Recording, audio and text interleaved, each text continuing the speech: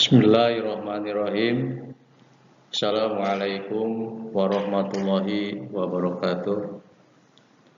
Alhamdulillahirabbil alamin, wassalatu wassalamu ala asrofil anbiya'i wal mursalin wa ala alihi wa sahbihi ajmain. Amma ba'd. Puji dan syukur hanyalah milik Allah. Shalawat serta salam semoga selalu tercurah kepada Nabi besar Muhammad sallallahu alaihi wasallam. Pada hari ini saya senang sekali mempunyai kesempatan untuk bisa presentasi tentang keberhasilan belajar. Di mana ini adalah tugas yang diajukan untuk memenuhi tugas mata kuliah psikologi pendidikan. Nama saya Ano dengan nomor induk mahasiswa 12420200140.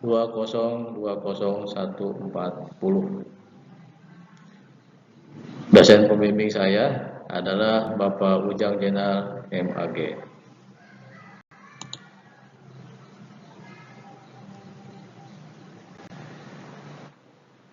Dalam kesempatan kali ini, saya coba membawakan pendahuluan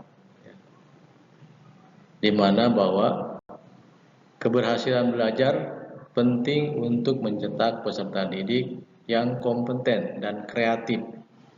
Namun, tidak semua siswa dapat mencapainya secara optimal. Kemudian, faktor seperti rendahnya motivasi, kurangnya dukungan lingkungan, dan metode pengajaran yang kurang variatif itu menjadi penghambat keberhasilan belajar dalam pendidikan. Selanjutnya, pemahaman mendalam tentang faktor-faktor pendukung keberhasilan belajar diperlukan untuk merancang strategi pembelajaran yang efektif. Itulah pendahuluan yang saya ungkapkan dalam makalah tentang keberhasilan belajar.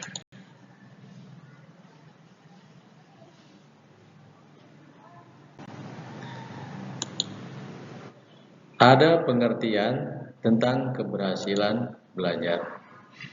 Saya kutip dari seorang ahli atau seorang cendekia namanya Slameto di tahun 2010.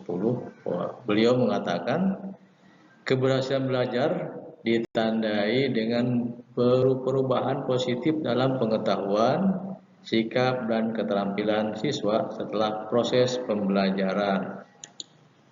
Itu dari Slameto. Kemudian ada Sujana di tahun 2009, ya, beliau mengatakan bahwa faktor keberhasilan belajar meliputi aspek internal, yaitu fisik, mental, minat, bakat, dan motivasi, serta faktor eksternal seperti keluarga, sekolah, masyarakat, sarana belajar, ya, dan guru berperan penting dalam menciptakan suasana dan metode belajar yang tepat. Ya, demikian ungkapan dari Sujana. Dan selanjutnya dari Hamalik di tahun 2011 bahwa keberhasilan belajar dipengaruhi oleh pendekatan pembelajaran, strategi variatif, partisipatif, dan berpusat pada siswa, serta feedback dari guru efektif meningkatkan pemahaman dan hasil belajar. Ya. Dari ketiga cendekia ini atau dari ketiga ahli ini saya simpulkan bahwa keberhasilan belajar merupakan hasil dari proses pembelajaran yang ditunjukkan melalui perubahan positif dalam aspek pengetahuan, sikap, dan keterampilan siswa. Pencapaian ini dipengaruhi oleh faktor internal dan eksternal, serta aktif guru dalam menciptakan metode dan lingkungan belajar yang sesuai. Jadi itulah pengertian keberhasilan belajar.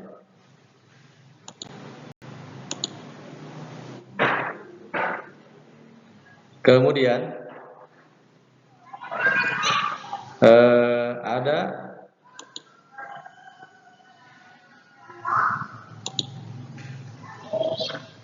faktor-faktor penghambat keberhasilan belajar. Ya. Jadi ada faktor internal atau dalam diri siswa, kemudian ada faktor eksternal atau di lingkungan atau di luar diri siswa. Untuk faktor internal bahwa itu adalah minat, motivasi belajar siswa itu sendiri. Jadi ini akan mempengaruhi atau menghambat keberhasilan belajar siswa. Ya. Yang kedua, faktor kesehatan fisik dan mental. Ini pun akan mempengaruhi keberhasilan belajar seorang siswa. Dan selanjutnya adalah kedisiplinan dan tanggung jawab pribadi. Itu untuk faktor internal. Untuk selanjutnya ada faktor eksternal. Faktor eksternal diantaranya adalah dukungan keluarga dan lingkungan rumah, kemudian peran guru dan metode pembelajaran, fasilitas dan sarana belajar, serta pengaruh teman sebaya dan lingkungan sosial.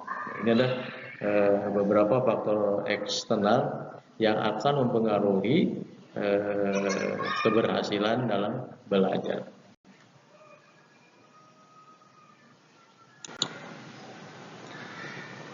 Untuk mengatasi faktor internal, ada di antaranya ya untuk mengatasi minat dan motivasi belajar siswa, yaitu dengan menggunakan metode belajar yang menarik seperti permainan edukatif, diskusi kelompok, atau media visual. Jadi metode belajar ya sekomunikatif mungkin, semenarik mungkin. Salah satu caranya adalah dengan cara mengajak bicara kepada siswa pada saat proses belajar. Kemudian ada istilah take and give, yaitu dari guru memberikan sebuah ungkapan, kemudian siswa menyambut ungkapan tersebut. Dan terjadilah sebuah kontraksi antara siswa dan guru. Kemudian ada permainan yang edukatif, artinya ketika proses belajar dilakukan itu ada relaksasi atau sebuah permainan, tapi tetap mendukung kepada proses pendidikan. Ya. Nah, jadi permainan yang edukatif. Yang selanjutnya adalah diskusi kelompok. Ya. Sedemikian rupa bahwa dalam proses belajar itu menciptakan suasana ya ada kerjasama antar siswa, ya, yaitu bentuk kelompok atau diskusi kelompok. Selanjutnya untuk minat dan motivasi belajar ya, agar meningkat, agar tidak menghambat keberhasilan belajar, yaitu memberikan penghargaan atau pujian atas usaha dan kemajuan belajar. Jadi kita sebagai guru jangan segan-segan memberikan penghargaan dan pujian kepada siswa yang mempunyai kemajuan dalam belajar. Untuk mengatasi faktor internal yang berikutnya adalah kesehatan fisik dan mental. Bagaimana cara mengatasinya? Ya, memberikan informasi dengan menganjurkan bahwa pola hidup yang sehat seperti tidur yang cukup, makan yang bergizi dan olahraga. Jadi tidak segan-segan kita mengingatkan kepada para siswa sebagai guru, yaitu agar setiap siswa itu memiliki pola hidup yang sehat. Ya. Tidur yang cukup, kemudian makanlah makanan yang bergizi, dan jangan lupa bahwa setiap pekan itu melakukan olahraga.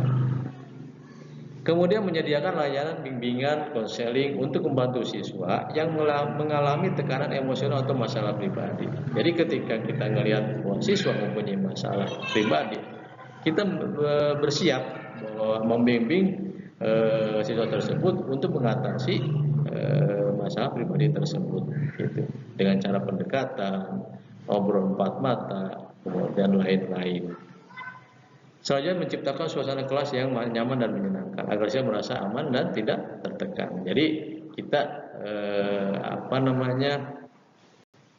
sistem berkeluarga. Bagaimana caranya menyampaikan materi secara kekeluargaan. Seperti bagaimana seorang tua yang penuh kasih sayang menyampaikan sesuatu pada anaknya, gitu. Jadi kita tidak membuat semacam gap gitu, antara hubungan siswa dengan guru, gitu, seperti itu. Selanjutnya adalah kedisiplinan dan tanggung jawab pribadi. Ya, yang pertama menanamkan nilai kedisiplinan sejak dini, ya melalui pembiasaan yang konsisten, seperti datang tepat waktu dan mengerjakan tugas tepat waktu. Ini dimulai dari guru dulu sebagai contoh teladan bahwa datang tepat waktu, kemudian tidak pernah datang telat. Kemudian memberikan tugas yang mendorong tanggung jawab, misalnya proyek kelompok dengan pembagian peran. Ya, ini salah satunya ya untuk meningkatkan tanggung jawab pribadi dari siswa tersebut. Gitu. Selanjutnya memberikan sanksi dan penghargaan secara adil untuk menumbuhkan kesadaran dan konsekuensi dari tindakan. Ya. Jadi dengan sanksi itu akan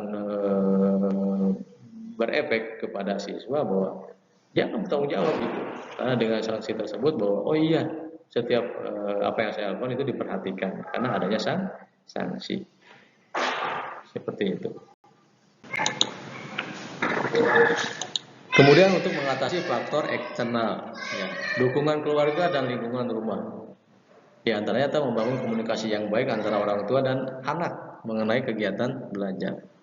Kemudian menyediakan waktu belajar yang konsisten di rumah dengan suasana tenang dan minim gangguan. Yang ketiga meningkatkan kesadaran keluarga akan pentingnya pendidikan.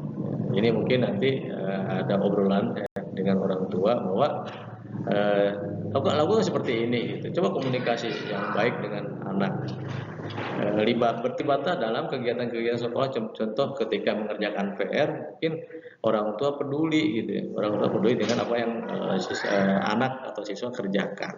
Jadi coba kita akan sebagai guru coba berbicara kepada orang tua ya, memberikan sosialisasi bahwa ketika anak mengerjakan PR dari sekolah itu ya orang tua peduli gitu loh, orang tua peduli bahwa oh iya kamu sedang mengerjakan tugas sekolah. Seperti itu. Peran guru dan metode pembelajaran ya. Guru meningkatkan kompetensi profesional melalui pelatihan dan workshop. Jadi ada setiap guru dianjurkan untuk meningkatkan kemampuan diri gitu ya. Melalui pelatihan dan lain-lain. Menggunakan metode pembelajaran yang variatif seperti diskusi, eksperimen, proyek, dan teknologi digital. Mungkin ini upaya yang sudah dilakukan oleh beberapa sekolah yang sudah berkembang dan maju, gitu kan. Memberikan pendekatan personal kepada siswa dengan kesulitan belajar. Artinya bahwa ketika siswa sedang atau kelihatan mengalami permasalahan dengan pelajaran, guru berusaha untuk peduli, coba pendekatan ya kepada siswa tersebut. Selanjutnya adalah pengaruh teman dan lingkungan sosial. Ya, membangun komunitas belajar yang positif. Artinya ya, dalam hal pergaulan ya diupayakan, dianjurkan bahwa siswa membuat komunitas yang memang kegiatannya adalah untuk mendukung kegiatan sekolah. Kemudian meningkatkan pendidikan karakter dan nilai moral di sekolah. Ini mungkin ada semacam sosialisasi atau bisa jadi muhasabah antara guru dengan murid. Kemudian coba membuat semacam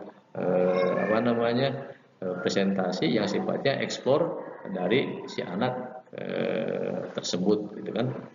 Kemudian melakukan pembinaan rutin dan konseling bagi siswa yang berpengaruh lingkungan negatif. Nah, kita coba mengkolektif ya, atau mencari, ya, mendata siswa-siswa yang memang kesehariannya itu terpengaruh oleh faktor yang tidak baik. Ya. Setelah dapat data, kemudian secara terjadwal memanggil siswa-siswa yang memang sedang terpengaruh oleh lingkungan yang tidak baik. Untuk selanjutnya dari kesimpulan apa yang tadi saya sampaikan bahwa keberhasilan belajar merupakan hasil dari interaksi kompleks antara berbagai faktor baik internal dari dalam diri siswa maupun eksternal dari lingkungan sekitar ya.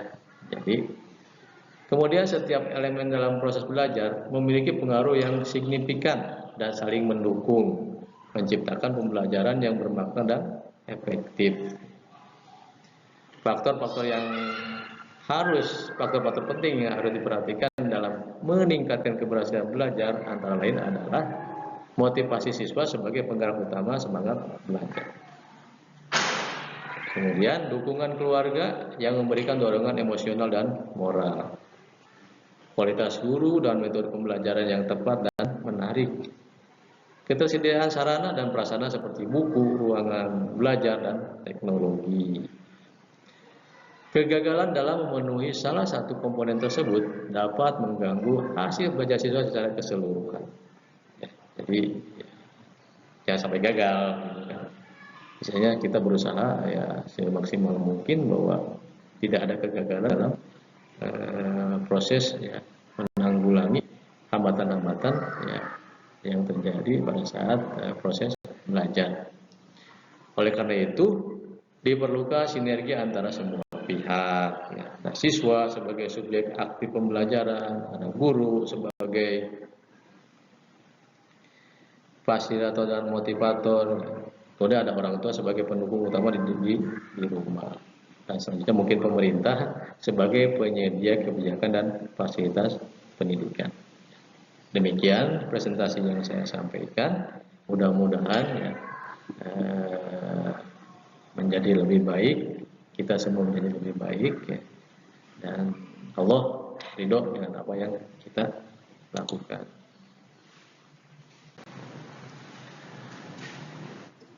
Dan sebagai penutup bahwa menjadi hebat itu tidak instan ya, semua berproses. Terima kasih saya ucapkan atas kesempatannya. Mudah-mudahan apa yang saya sampaikan ya punya nilai ya, secara dunia dan punya nilai secara akhirat ya. Terima kasih dari saya. Wassalamualaikum warahmatullahi wabarakatuh.